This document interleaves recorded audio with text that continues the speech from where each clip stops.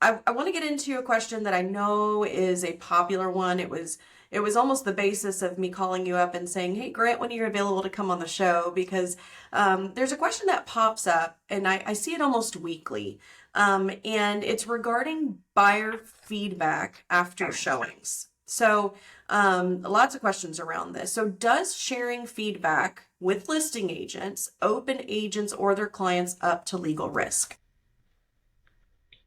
Well, as we all know, in any of these transactions, there's legal risk, right or wrong. And so there's always, no matter what you do, whether you do everything right or make a slight mistake, whatever, there's always a legal risk. We know that. Specifically on buyer on comments and reporting back, I have the feedback. I have yet to see in all the years a lawsuit arise out of this. I could understand where one might arise, but I have not seen that. And so does that mean we just don't pay attention to it? I think we should. I mean, it's a there are legitimate questions on how we should handle feedback, and I think Mhm. I think number one, be a professional.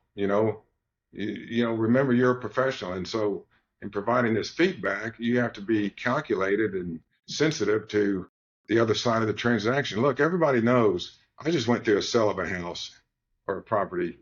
It Mhm. can be, it can be emotional. I mean, let's face it. So don't stir the emotion or rip off the band-aid that may have been on some emotions on the seller side or even on the buy side. But here we're talking about feeding back to the seller side. And so, be sensitive to what you might say that might offend the other side. I think that's fair to say.